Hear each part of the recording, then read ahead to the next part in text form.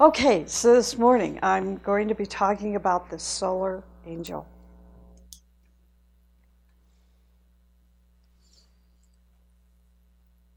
Whenever a good child dies, an angel of God comes down from heaven and takes the child in his arms, spreads out his great white wings, and flies with him over all the places which the child had loved during his life. Then he gathers a large handful of flowers, which he carries up to the Almighty, that they may bloom more brightly in heaven than they do on earth. And the Almighty presses the flowers to his heart, but he kisses the flower that pleases him best, and it receives a voice and is able to join the song of the chorus of bliss.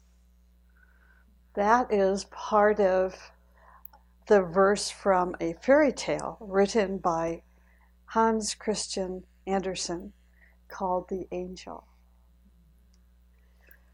It's just a little part of that fairy tale. You can find it online, I'm sure.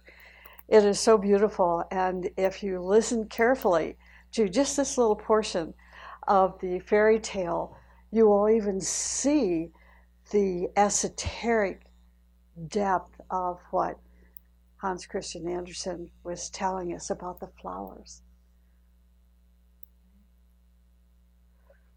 There are approximately 122 references about angels in the Holy Bible. We are told in the Ageless Wisdom teaching that our solar angel can give us warnings, but that we have to have the ears to hear. Now, in the Bible, there's a well-known story in which an angel gives a warning to Joseph. It reads, "When King Herod died, the angel of the Lord appeared in a dream to Joseph in Egypt. And he said to him, 'Arise, take the boy and his mother, and go to the land of Israel, for those who are seeking the boy's life are now dead.' So Joseph rose up, and he took the boy and his mother, and he came to the land of Israel. Once he arrived in Israel, he was told in a dream, 'Go to the land of Galilee.' And he came and dwelt in a city called Nazareth, so that what was said through the prophets might be fulfilled, that he would be called a Nazarene." We are told that 1 minute of contact with our angel is equal to many, many lives of experience and richness. That's just one contact. And also that great is the healing power of the guardian angel within us. These are 2 points that the teaching makes. Now, the solar angel is called by many names. If we become acquainted with these names, and in that acquaintance with these names, you're going to realize that these names are sacred. They carry a sound that is very sacred, that will ignite memory in the life of your spark, your divine spark, in the life of your soul. You can find hidden references in the Bible, in fairy tales, in poetry, and of course references in the teaching. So some of these names are the guardian angel, the solar angel, a radiant being, the integrator, and the transpersonal self. Now, psychologists refer to the guardian angel, this inner presence, as super consciousness. Other names of the solar angel are the conscience, the inner teacher, the inner voice, the inner Lord, the inner light, and also Nirvani, the Nirvanis. Now here's a little history. The solar angel, this is a history about the solar angel. Some of you know it, some of you will enjoy remembering it, and some of you will be hearing it for the first time. The solar angel descended into the third level of the mental plane, and like a mother, it embraced the human soul. We must think about this, that the mental plane represents our mental body, of which there are 7 subplanes. So we are told that this solar angel descended into the third level of the mental plane. So the mental plane starts at its most densest point, is at point 7. Then it goes 6, 5, 4, 3, 2, 1. And 3, 2, 1 are the sub-levels that are the highest levels of the mental plane. So here we have the solar angel descending. I think that's an interesting word, descending, where we're trying to ascend, take our consciousness up to that level. The solar angel is descending to the third level of the mental plane, and like a mother, it embraced our human soul. The human soul at that time was like a spark in the bosom of the solar angel. The solar angel's body at that point is like a bud with 12 inherent petals. A solar angel is so small that it can sit on a mustard seed.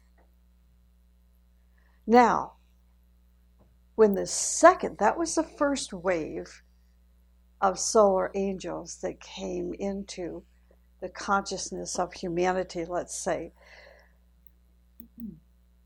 The second wave of solar angels arrived on this planet. When they did, they placed a spark of light in the minds of human beings.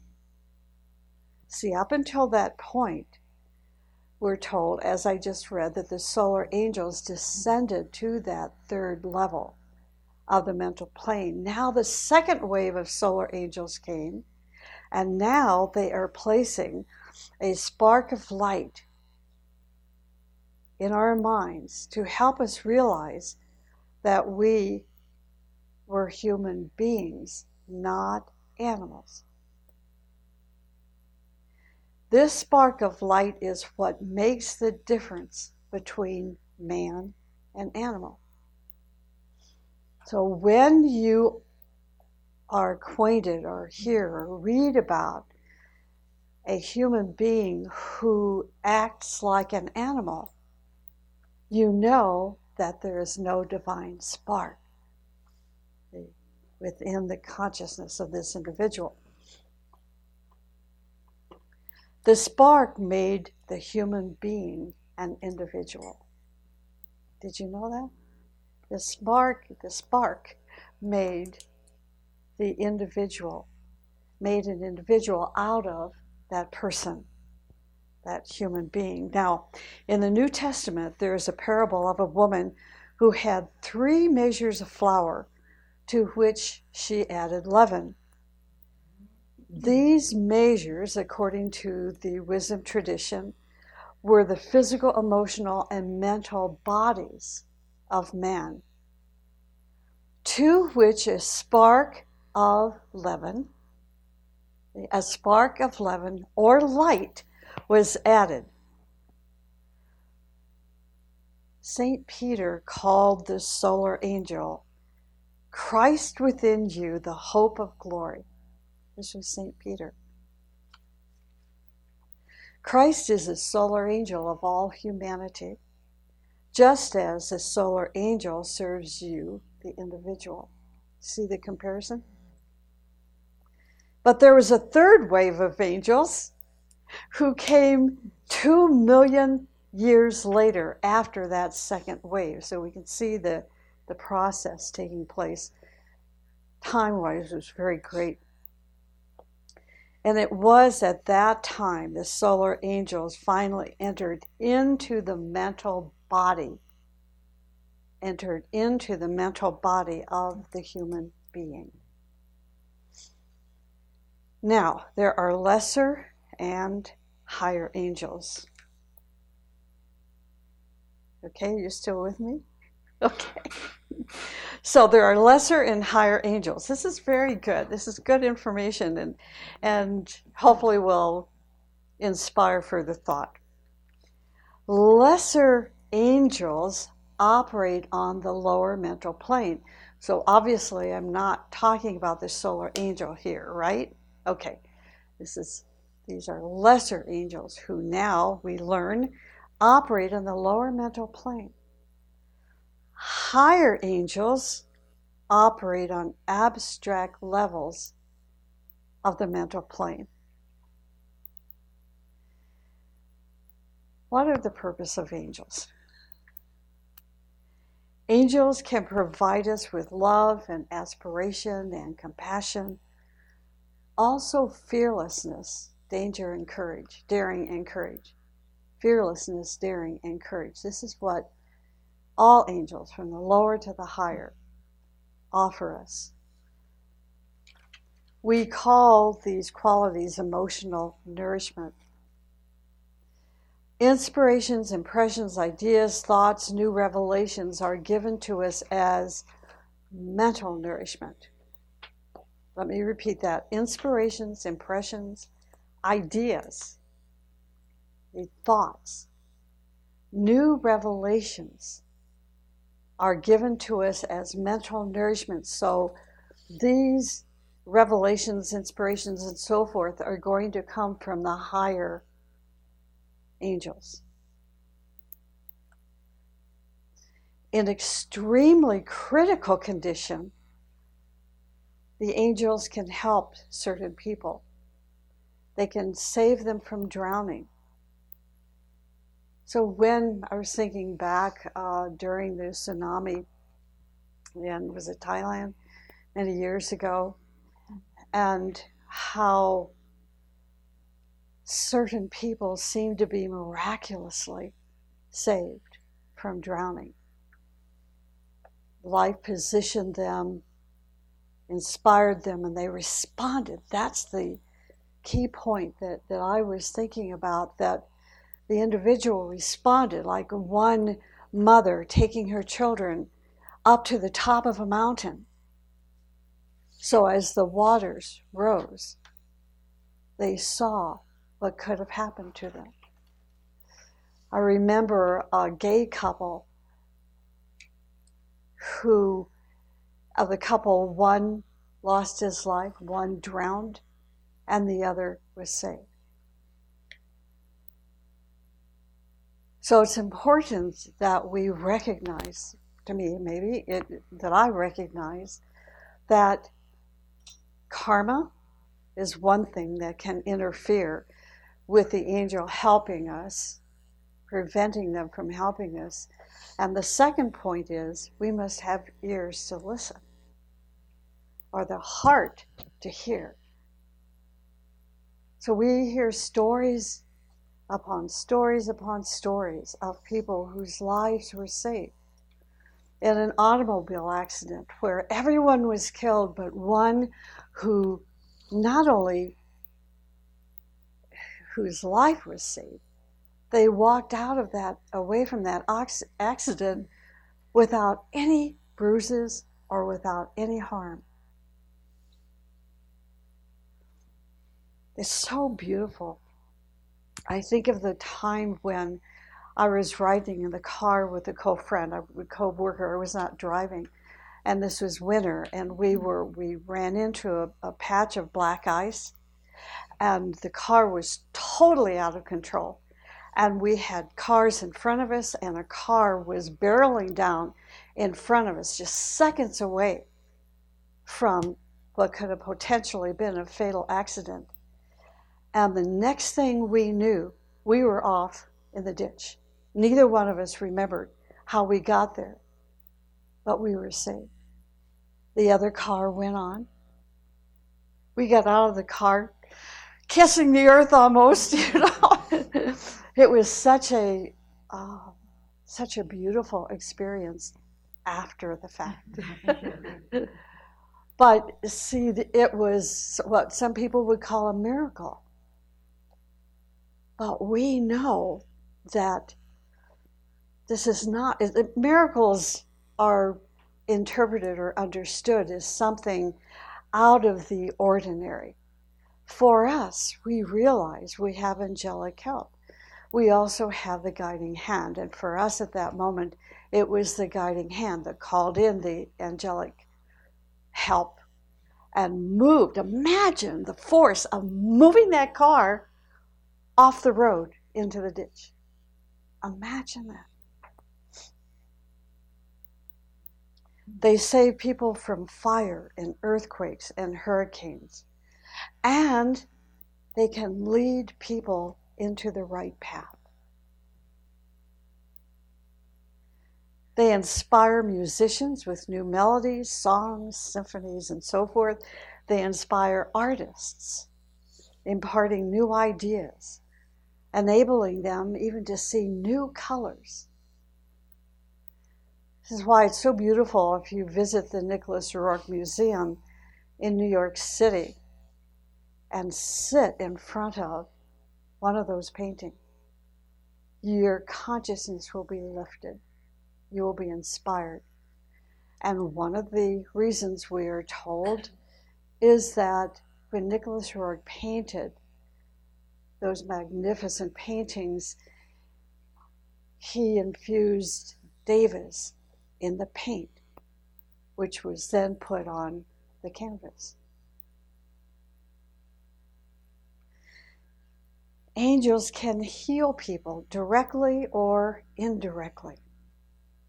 They can adjust our glands and our nervous system and produce harmony and health. This is not just fabrication or fantasy or wishful thinking. People have experiences that attest to these things where, for no rhyme or reason, one day they're very, very ill with a terminal illness, and the next day the illness is gone and they're healed. And the doctors say, "Wow, it's a miracle. How could that happen?" All we have to do is let our hearts be open and receptive to what is ours to experience.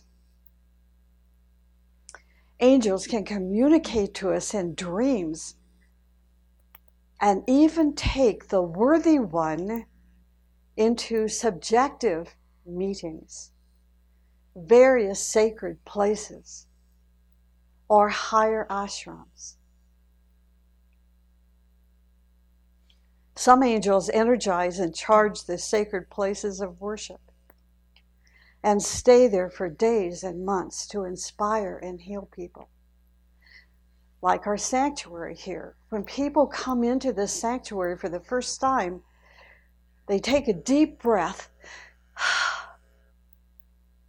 and they say, "My gosh, what peace, what beauty, what joy." And this is why. Now, angels are known biblically as heavenly hosts. They are divided. This is from the teaching. They are divided into 9 sections. They are called seraphim, cherubim, thrones, dominions, virtues, powers, and principalities. Those are seven of the sections, and the other 2 are archangels. Now, archangels are representative of the 7 rays and the heads of the 7 kingdoms in nature. These are archangels. This is the job of the archangel, who is a representative of the 7 rays. Principalities, that probably you're not familiar with that. Principalities are protectors of continents. So don't let your mind do, but maybe like mine did. Don't let your mind like mine. Principalities, what the heck is principality? So then I had to go into the teaching and find the answer,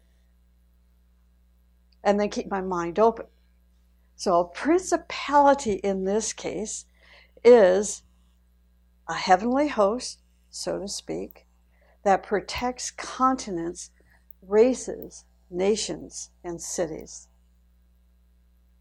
Powers are related to the law of karma. Virtues are related to cosmic principles and laws. Thrones are related to the will of the Father. Did you know these things? Isn't it amazing? It's so incredible to see what the universe is made of. Cherubim. We all are familiar with cherubs and pictures and artists. They're always little tubby guys, you know, rounded. Cherubim are related to the Holy Spirit. And seraphim are related to the energies of cosmic love and to Christ.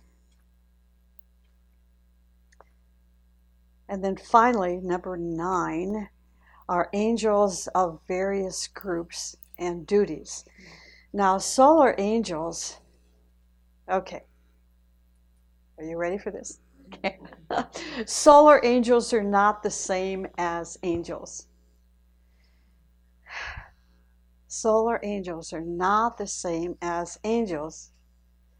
They were human beings in past manvantaras.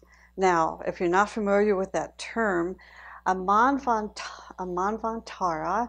is a period of activity as opposed to a period of rest. So, if these solar angels were human beings, we first must understand they were not human beings in this cycle that our soul is living through. They were human beings in a previous chain,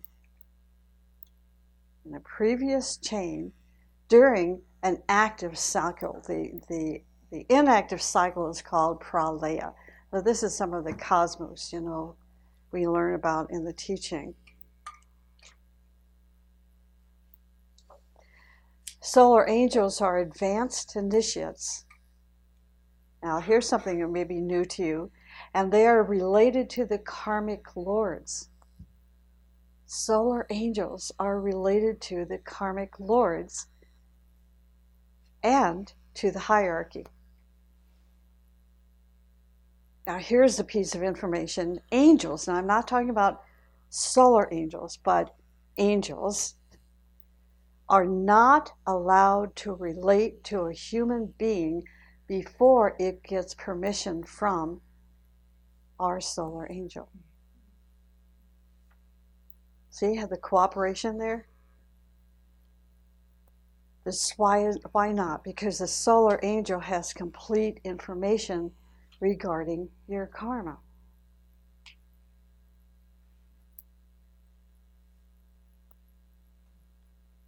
We are told that this is just amazing, just amazing. We are told that we are always in the presence of 3 great angels. One, which is related to our human side, as our being, meaning our human soul, is the solar angel. This is the angel of presence that most of us have a sense of. But there are also 2 others from the angelic evolution. So repeating, we are always in the presence of three great angels, not only our solar angel, but two others from the angelic evolution. See, this is different now from our solar angel, so keep that in mind. Even if we do not feel their presence, they are there in close contact with our higher principles.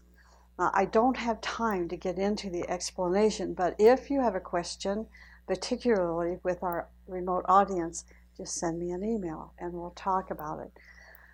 They are there in close contact with our higher principles. So let me explain a little bit more, though. Who are these other two angels? Who are these other two angels? We are told in the teaching that the Buddhic and Atmic permanent atoms are links. These two atoms are connecting links between our human soul and the two great angels.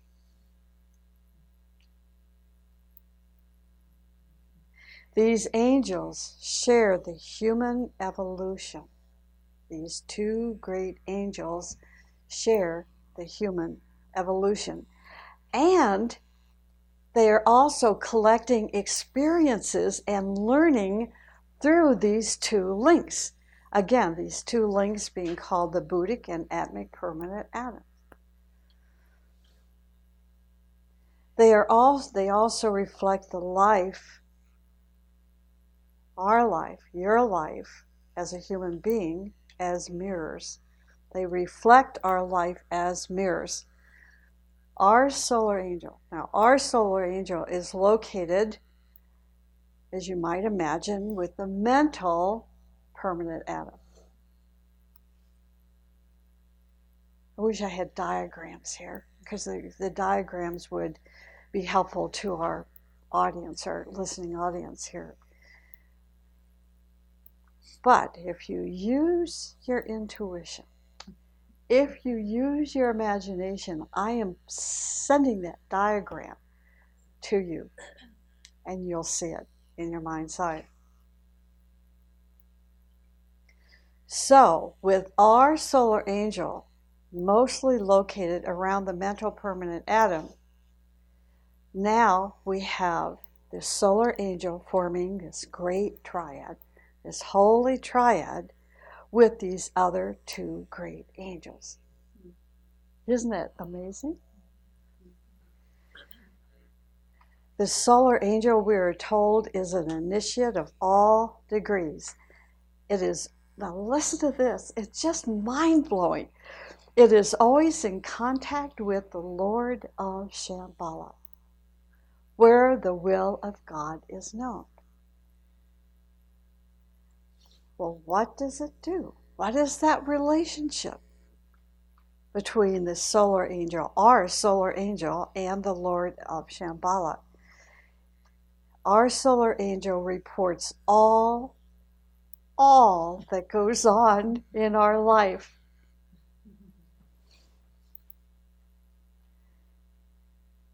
Our solar angel sees the face of the Father, the Ancient of Days, every day.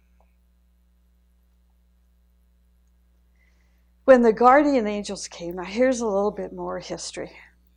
When the guardian angels came, our solar angels, in other words, also called the guardian angels, when they came, the human race began to advance very quickly under their divine guidance.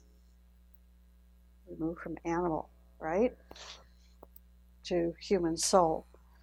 Now, the solar angel does not leave you until we become an arhat. An arhat is a degree much like the degrees that we receive in college. You could say that an arhat degree would be equal to a postgraduate degree. Not a master's, but a PhD. Okay.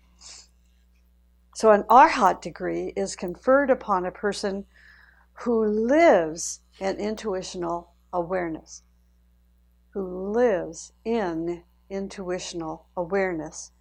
That means that arhat sees things from the one light. We are told that because of the guardian angels, our solar angels' compassion, that God bless it, it stays with us until we are ready to graduate from the school of this planetary life. Now that says a lot.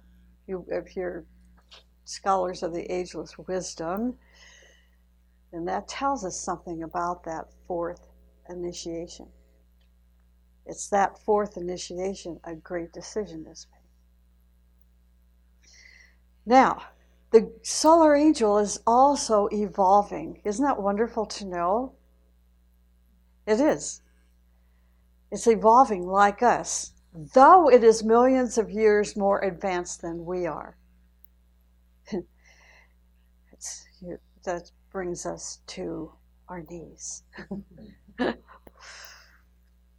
It has its divine duties and responsibilities, and it also has its lessons to learn in galactic universities. We are told that every time the solar angel is babysitting us, it is also reading books and maybe watching events going on in cosmos. A little multitasking there.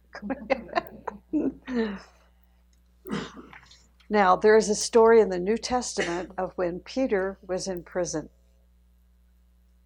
and his angel opened the gate. His angel opened the gate and let him out. Before he was released, the angel went to a place where they were holding secret meetings. A girl who was inside that meeting looked at the door and said, "The angel of St. Peter is here."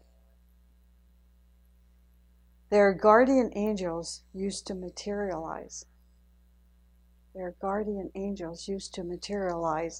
Take a body and demonstrate that they existed. Now, I want to read to you. This is from the Lamsa Bible, Acts chapter 12, verse 17. This is what it reads in the Lamsa Bible. In the middle of the night, a bright light shone in the prison, and an angel appeared to him.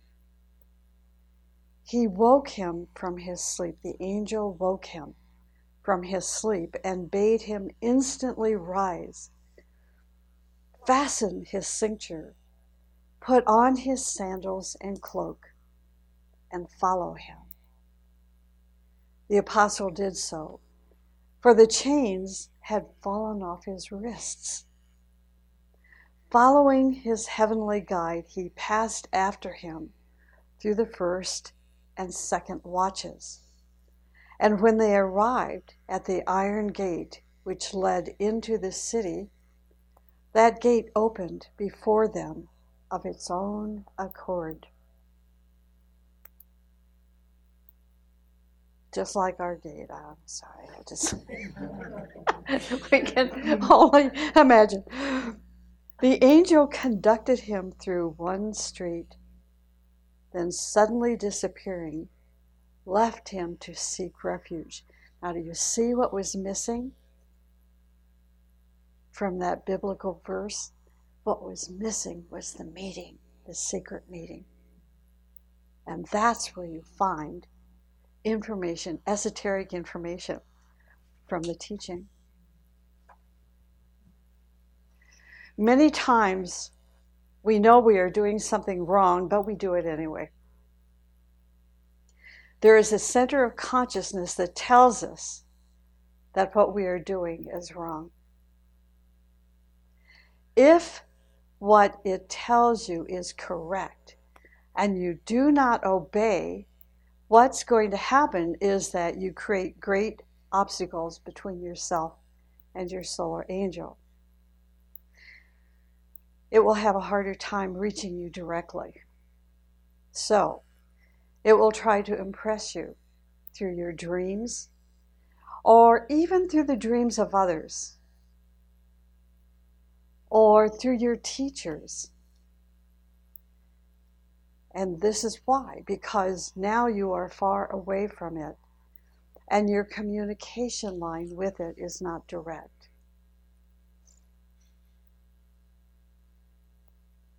Okay, so